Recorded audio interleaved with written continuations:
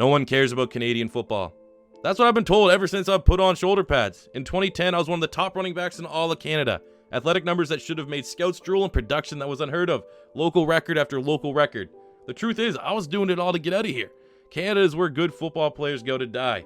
I graduated high school and just about every record to my name, every day was a long-ass walk to the mailbox to see yet again another day with no recruitment letters. Dreams of Miami, Florida, and Clemson got my hopes whittled down to Temple, Old Dominion, and even Miami, Ohio. Nothing. So I did something about it. This Canuck had a relative living in Athens, Georgia at the time, and I picked up everything I had and moved thousands of miles away to live on her couch in pursuit of my dream of what I deserved, an opportunity to play in America. That spring, I camped outside the Bulldogs practice facility every single day. Every day until in late June when there was walk-on tryouts. You should have seen the look on the faces of them when I said I came all the way from some little East Coast town in Canada that they never heard of, wanting to play for their big, bad football program.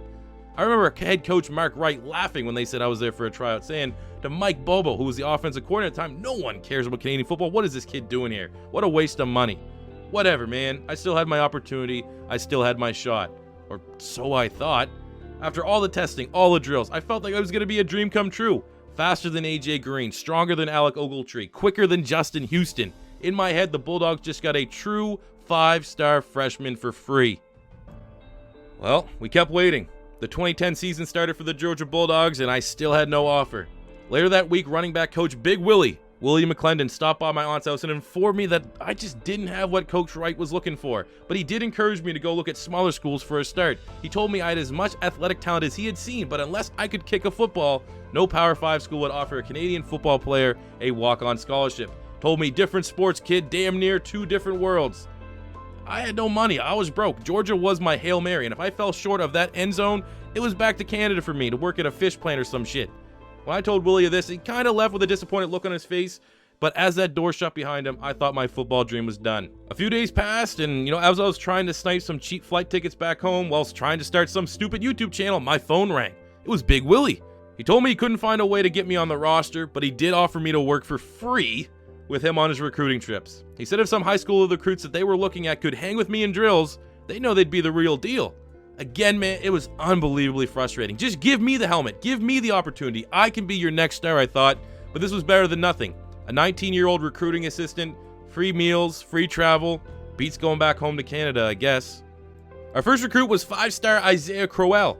Local kid, huge amounts of hype. We had a pretty good workout, did all the leg work, and every time we visited, Coach Willie gave me more and more responsibility. When we secured his signature, Coach Willie told Coach Reich that I helped him out, and to his credit, he seemed somewhat impressed. No laughing this time. Back in 2012, rinse and repeat. No football scholarship yet again, so I was back on the road with Coach Dub. Reich wanted us to go all in on this prospect, Keith Marshall, a track star from North Carolina, but from all of our workouts with the running back shortlist we had, there was this other 4-star in North Carolina named Todd Gurley that even I couldn't hang out with in workouts. He was our number one back, and while Reich pushed for Keith Marshall, I did not let them move on from Todd Gurley, and I made sure we brought in both of those backs. From this, Coach Reich felt that I was overstepping my bounds and focusing more on Todd Gurley than the instructed Keith Marshall. He ego-tripped and told Coach Dub to let me go after the 2013 season was completed for the recruiting process. I was now pretty much nothing. I was nothing in the football world. As I gave them back my jacket, I gave them 2 more signatures as I left the building. Nick Chubb, Sony Michel. Who ever heard of those guys again? Without a job, I still had a little bit of a reputation for having an eye for talent, but I simply couldn't work for free anymore. Georgia Southern offered me a job as a running back assistant, but the pay was so bad, I'd still be living on my aunt's couch, so I decided to work off the record from home, helping other colleges form shortlists for running backs to go recruit from high school. This, combined with a successful YouTube channel, it was comfortable. I had my own place, got a girl, started a family, and still got to keep my finger on the pulse of college football. Between 2014 and 2017, I must have turned down a dozen or so running back coach jobs. A few big schools too, with players that I helped them get. Boston College to help coach A.J. Dillon. Toledo to help coach Kareem Hunt, who I basically spoon-fed them during the recruiting process. But running backs coach didn't pay more than being a consultant, and it was frankly boring to me. I wanted more. I've never called plays before, designed a game plan, but I want to be a head coach someday. And you got to work your way up from coordinator to do so. It was a Hail Mary. It was a dream that I never thought would come true. But, you know, you got to dream big or else go home. Then out of nowhere, Coach Kleiman called me.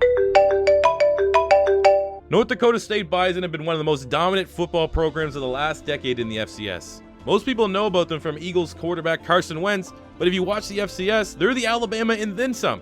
6 national titles dating back to 2011, 6-0 against FBS teams. They're a damn megalodon shark in a small pond, you know? The Bison announced that in 2018 they'd be moving up from FBS and will be replacing Air Force in the Mountain West, with the ambition of eventually moving into the Big Ten. Coach Kleiman offered me a running back coach job and to act as their head recruiter, selling me as an integral part of this move, as they're going to have to get more than the 1- and 2-star recruits they've been getting at the FCS level to really compete. I said the only way I'm picking up this phone again is with an OC job. I knew their old OC, Messingham, had retired and the position was open, and sure, my play calling extent was to mostly Madden, but if he wanted the recruits that I could bring in, I wanted the experience that he could offer to me, and maybe this was my only chance at an OC job. It was my Hail Mary. There was some awkward silence, and I knew as I hung up the phone I'd never hear back from him again, and I probably just shot any chance of me getting on the sidelines in the foot by making such a ludicrous demand.